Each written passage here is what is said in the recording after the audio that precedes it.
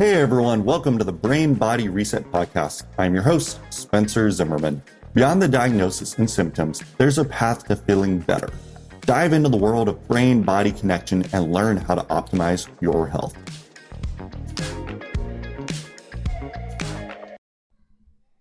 Episode number 3 for the Brain Body Reset Podcast. In this episode, we take you through everything that you should know about concussion evaluation and diagnosis. Millions of concussions happen each and every year, and many go undiagnosed, and many more are left frustrated because they are not getting a proper workup, and more importantly, they do not know what to even look for.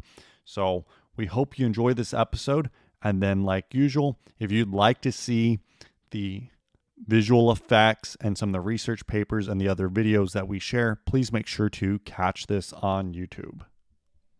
For those of you that maybe have suffered one and haven't been diagnosed, for those of you who've been diagnosed but are struggling to get better and not sure what to do, those of you I work with a lot who've suffered car accidents, and you've got other providers who are like, well, you couldn't have suffered a concussion, it can't be that. And there's a lot of bad diagnoses out there in the concussion world. And so we are going to go through what should actually happen when you're diagnosing a concussion. So that way you can get the proper diagnosis and ultimately have a path to lead you to the proper treatment. So be sure, leave me comments and subscribe to this channel to help others. All right, so we're just going to dive straight into this. How many of you have suffered a concussion or have wondered if you have? Well, in reality, if you played sports, you've been in car accidents, other things like that, there's a really good likelihood, at least at some point in your life, you probably did suffer a concussion. So how would you actually diagnose this? And that is going to be the topic of this conversation. So we're going to start off first going to the research, right? For the longest time, concussions were just, it just wasn't as good as it should be. But there's so much more that we can do. So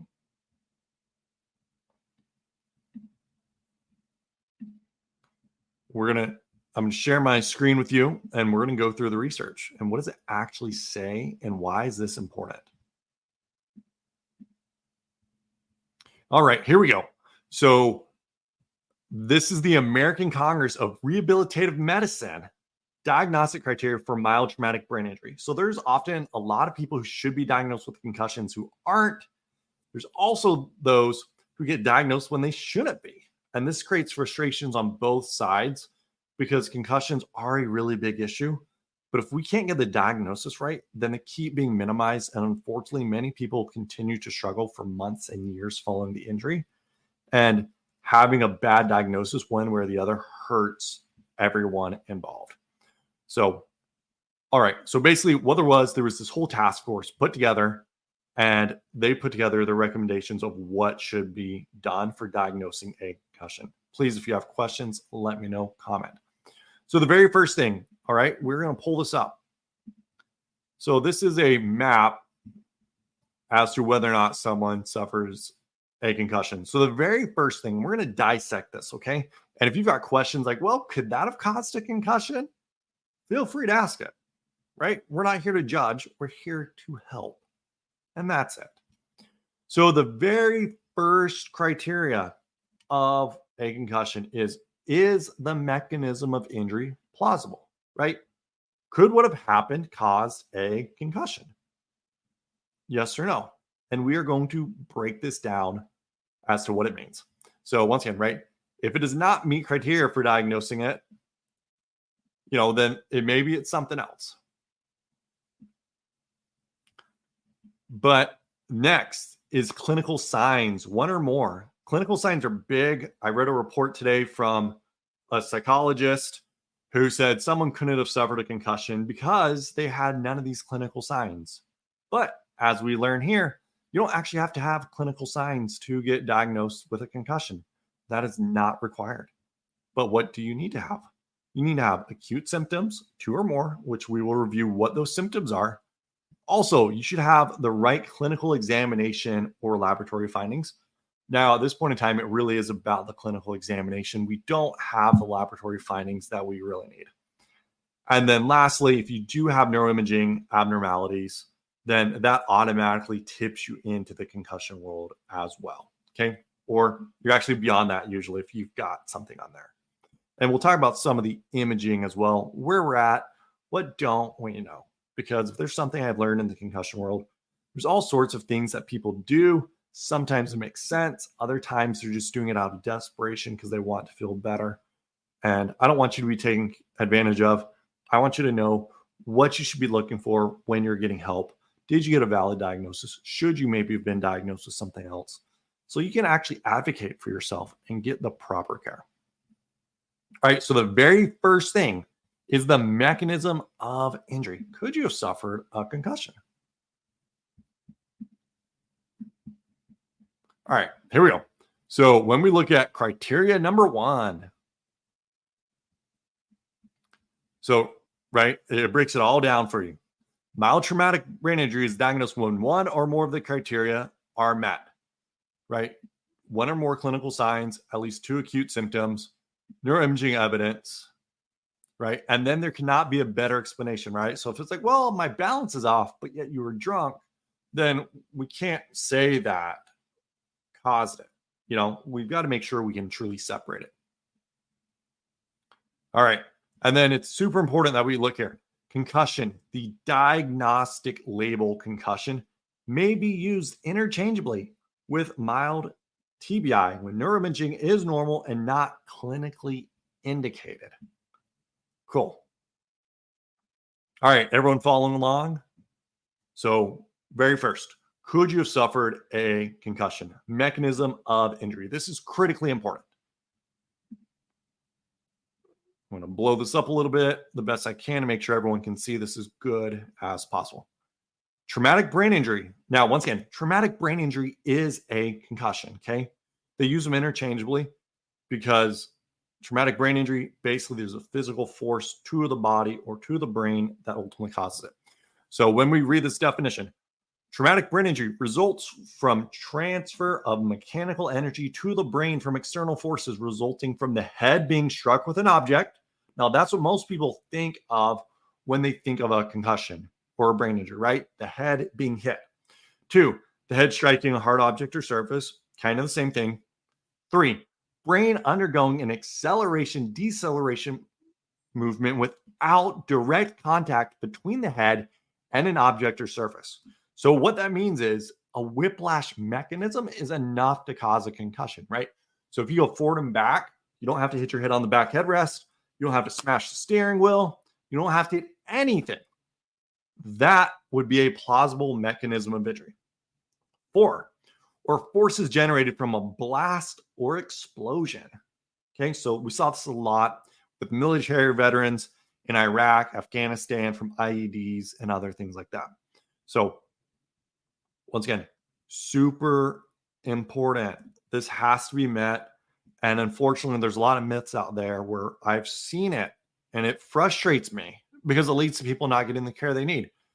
Such and such person says this individual could not have suffered a concussion because they did not hit their head. And like, I don't have a lot of hair to pull out, but I want to pull my hair out because when we look at this, that's not the criteria. So let's please make sure we're getting people the right evaluation so they can get the right treatment. Cool. All right. So that's number 1. Number 2, what are these clinical signs? Now, loss of consciousness. Disclaimer, you do not have to lose consciousness to suffer a concussion. Loss of consciousness is only going to occur in about 10% of concussions, so we're not looking for that. Also, there doesn't have to be an altered mental status. That's not required either. Okay. Amnesia of events following the injury. So complete or partial amnesia for events immediately following the injury or after regaining consciousness. Now, there's a lot of people who have what's called post-traumatic amnesia. And, you know, you ask them what happened and they're like, I don't know. I mean, I was like driving and then I got hit, but I don't know what happened. Like, next thing I know, I'm out of my car or someone's knocking on my window. Sometimes those individuals lose consciousness. Other times they don't. Next, Tua Tagovailoa, right? Observed motor incoordination upon standing. That's what he had. Seizure or tonic posturing. Now, you don't have to have these. If you do, it automatically tips you over, but you don't have to have these. Now, what are we typically going to see though, right? 2 or more of the following. Feeling confused, feeling disoriented or dazed. Physical symptoms such as headache, nausea, dizziness, balance problems, vision problems, sensitivity to light or noise. Now, what you didn't see is vomiting all over the place. Once again, I have people who are like, well, my doc told me I couldn't have suffered a concussion because I wasn't vomiting. It doesn't even say it in here. It's not a requirement. Can it happen for some? Yeah, but it's not a requirement. Cognitive symptoms, feeling slowed down, mental fog, difficulty concentrating, and or memory problems. Now, mental fog is this really strange word that people use. So it can be, hey, I'm feeling hazy. I'm not feeling myself.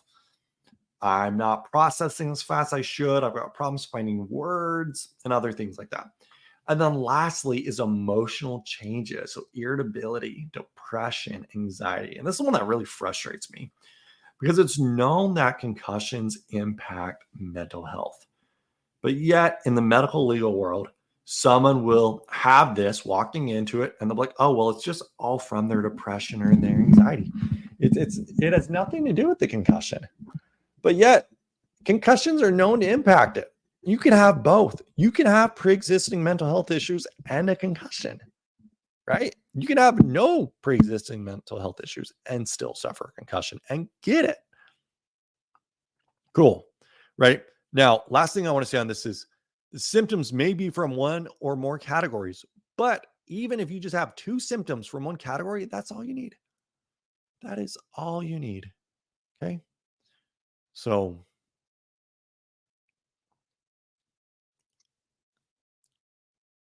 all right, everyone following along. So currently we've covered what's a plausible mechanism of injury, right? What are some of the clinical signs? What are the symptoms we should look for? And then this next one is crucial. I cannot tell you how many people I see, hint, over 90% of the concussion patients I treat have never had a proper clinical examination following a concussion. And this is devastating because ultimately you don't get the right exam, you're probably not getting the right treatment. So what are we actually looking at? One is cognitive impairment on acute clinical examination. Now, cognitive impairment, this can often resolve in the first few days, so don't lean too heavily on it. Next, balance impairment. And we'll talk about what balance testing looks like. But balance can be off. Oculomotor impairment, right? So eye movements, and I'll show you some of the eye movement testing we do. Or symptom increase, right? As a result of that testing. So your eye movements can look perfect, but if it gives you symptoms, then that alone is sufficient as well. All right. And then we're not quite yet there, but elevated blood biomarkers indicative of intracranial injury. Now, we don't really have all the blood biomarkers we need yet. There's still a lot of research being done on that. But in the future, there's going to be things, probably S100B, neurofilament light chain, glial fibrillary associated protein, and maybe another one or 2. All right. And then lastly, neuroimaging. Neuroimaging is not necessary to diagnose MTBI. Its role is to rule out head and brain injuries that might require neurosurgical or medical intervention in an acute care setting. That's it. That is it. So if you've ever been told by a provider that you could not have a concussion because your CT scan, your MRI was normal, they are giving you horrible information. There's not one criteria ever that says you have to have positive findings on imaging. If you do, you don't have a concussion. You've left it. All right. And then lastly, it just can't be better explained by something else, right? Like if someone's an alcoholic or they've over medicated or whatever else, right? You've got to take that into consideration. Or you've got someone who's autistic and you're like, well, their eyes are having issues. Well, yeah, most kids with autism, their eyes really have issues too. So you shouldn't do it in isolation. You've got to take the context of what this individual was before the injury, where they're at now, what happened, what was observed, what symptoms were reported, as well as objective testing. When you do all that, you now set up someone for success. So hope everyone's getting a ton of value out of this.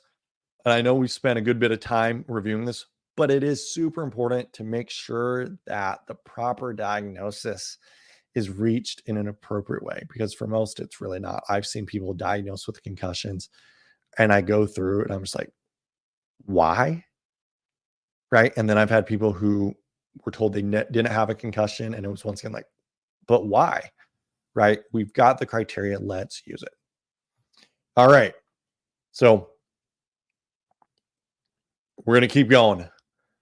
So now the next thing we're going to go to is like, what is like eye movements, right? Like what are we looking at?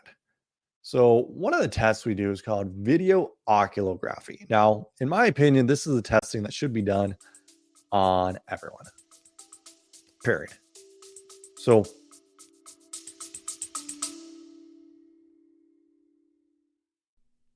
if you're finding this information valuable, please share this podcast with others and give us a 5-star review, as that is the only way this podcast grows. Please continue listening and keep enjoying. I'm going to pull up a couple of different ones. Now, most people will never have this test done, so I should be clear on that. It's really unfortunate, but most people, they don't spend the money on the technology or anything else. So here we go.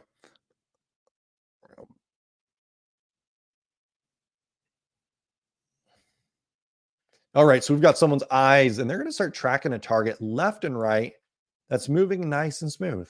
So we want to say, are their eyes moving nice and smooth, or are their eyes skipping? Now, when we look at this, we see their eyes are skipping, right? I think we can say pretty clear these are skipping. Now, I'm a big fan of computerized testing, because realistically, if I took 10 of my colleagues who all, let's say, are great at concussions, we're all going to document this a little bit differently. It's going to be mostly the same, but you cannot do a true before and after just from writing it down on paper or in your note as you can when you got the video of before and after. So this is called a pursuit. It should be smooth, right? It's called a smooth pursuit. Oftentimes, people with concussions have issues with smooth pursuits. They cannot coordinate it. And it's because usually with concussions, you get damage to parts of the brain known as your brainstem.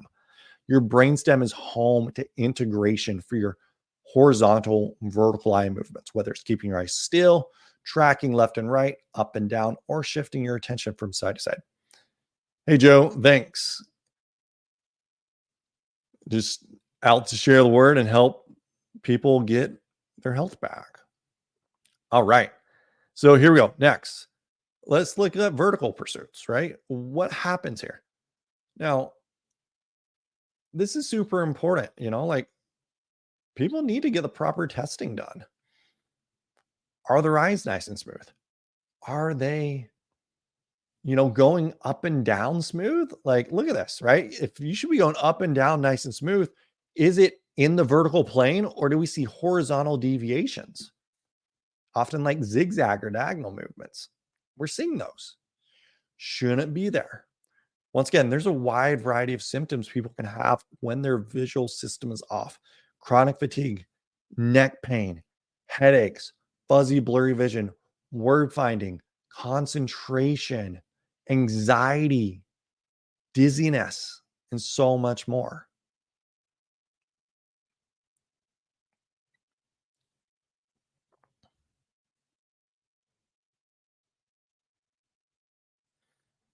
All right, there's someone looking straight ahead and then the dot goes up. And so this is called gaze fixation. When they look, can they keep their eyes nice and still, or are their eyes shifting left and right, right? And we're seeing a good bit of shifting left and right.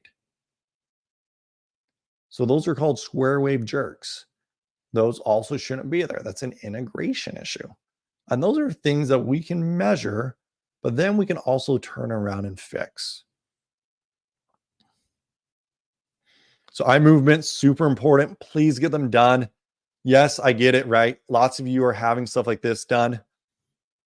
If it makes you feel bad, probably got a concussion or something else going on that's still impacting your brain. But if you can, absolutely, please get computerized testing done. That's the highest level. It's the most reproducible. You don't have to guess. You've got solid before and afters.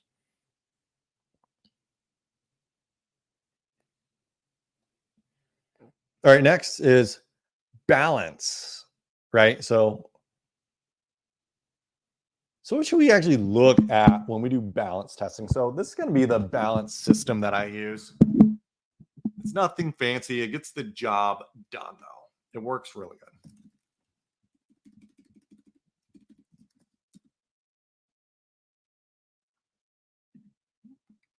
All right, so this is called B tracks. Okay. What happens is you Stand on this balance platform, and you're going to stand there with your hands on your hips, eyes open, and then eyes closed on a firm surface. And we're going to say, how well do you balance? You're then going to repeat it again on this blue pad. Now, you should naturally sway a little bit more when you close your eyes. That's okay. But we don't want to see a big increase. Now, one of the things that we know when we look at the research, long-term effects of mild traumatic brain injuries, and once again, long-term effects. So balance issues from a concussion you suffered can actually persist for years. Even though they say acute evaluation, it can persist for years. So if your balance is still off, don't just automatically brush it off and think, oh, well, my balance has to be good.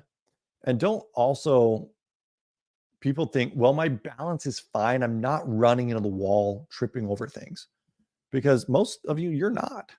So what do we see? Okay.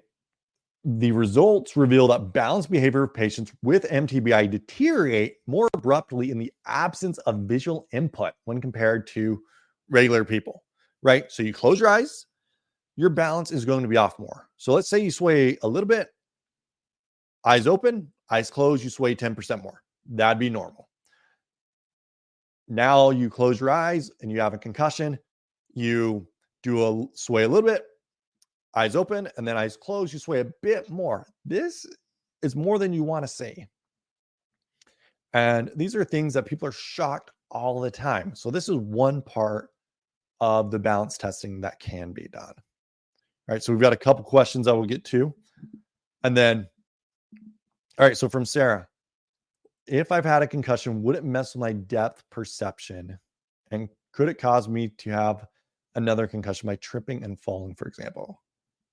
The answer is yes to both of those, because your visual systems can be impacted. And if your awareness of your environment's off, if you think something's 5 feet away when it's really 4 feet away, you may run into something that you shouldn't, right? You may trip over something that you wouldn't have tripped over. So absolutely. And that's actually something that they were saying here.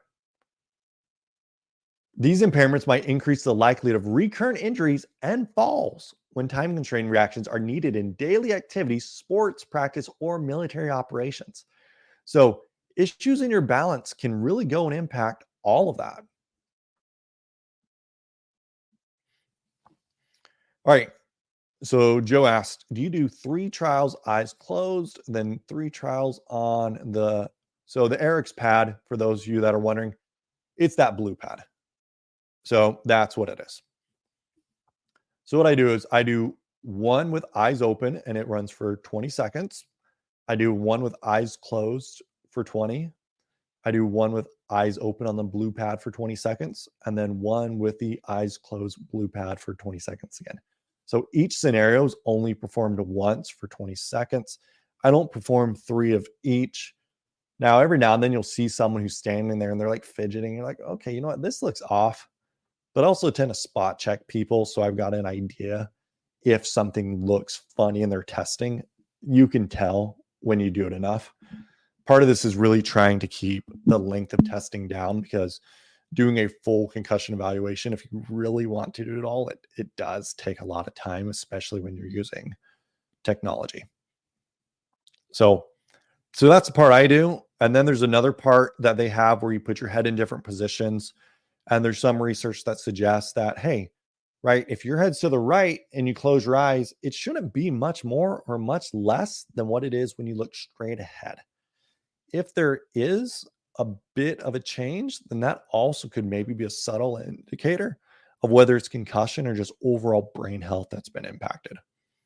Now, what's cool is, right, when you do this testing, you're then going to get a good printout of results. So, for example, when people come into my office, they're typically getting 10 treatments done over 2 to 4 weeks, sometimes even a week if they're flying in from another state, which occurs pretty routinely. But we see here, eyes open, eyes closed, eyes open, eyes closed. And you see how the first two, you're like, okay, firm surface, not too bad. But then they go onto this blue pad, they start going up a bit more, but then they close their eyes and they go from 42 to 158. The less movement, the better, right? So this is almost a 4x increase. That is not normal. What is normal for most people? It's really between about 40 and 60, sometimes upwards of 70, right? Now, when we look at after they've got care, the 42 drops to 25, and the vestibular part, which is the most important, drops from 158 to 73. Disclaimer, we're not looking for zero. Only the elite rock stars are even going to score in the 30s. So we're not even looking for 30s, right? Once again, we're typically looking for 40 to 60, even into the 70s. But if someone improves, their score that much, you're going to be like, okay, you know what? They're probably feeling pretty good. And once again, this is good objective data because you're always at risk of a concussion. And while play sports, that's okay. You drive, you maybe do recreational activities, you may have kids, right? There's all these things where a concussion could occur. This becomes your new baseline. So you know if you're actually back to where you should be. Because there was a very interesting study done out of the University of Virginia. And I can't wait for them to produce more studies. But what did it show? Well, they were returning athletes to play based upon eye movements, cognition, symptoms, and balance. And then they did brain scans using PET scans. And they were looking at markers of inflammation in the brain. Now, this is a small study, so we need to make sure we remember that. If an individual suffered 2 or less concussions, their brain returned back to what would be considered a normal state with no inflammation. But if they suffered 3 concussions or more, their brain still was inflamed, even though the concussion they thought was better. So why does this matter? Well, there's probably a lot of people being returned to play, returned to life that shouldn't be, because their brain is more inflamed and they truly haven't recovered. Because there's symptomatic recovery and then there's true recovery. And hopefully in the future, we are going to get more advanced imaging, more biomarkers, and everything else that can really help us know where someone's at in concussion. Now, why it's important to have this and realize that it's more than one thing is I'm going to pull up this last research and then we'll be ending it shortly after this. So if you have questions, please ask them. If you haven't subscribed to the YouTube channel,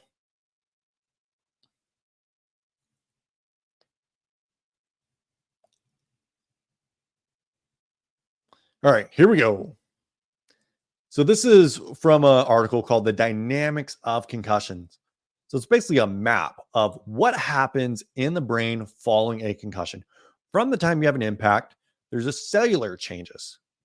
There's also changes in how parts of the brain communicate. So this is networks. And then there's experiential. This is going to be kind of your experience of it from symptoms and everything else. And then the last thing is social. So the way it impacts your daily life. Now, if we're trying to bring a concussion and all we're saying is it is balance issues, right? Visual impairment,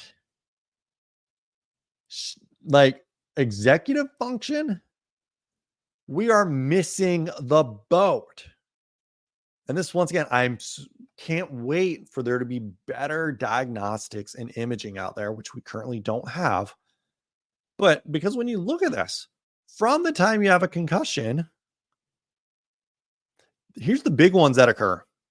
Neuroinflammation. You literally get changes in the immune cells in your brain.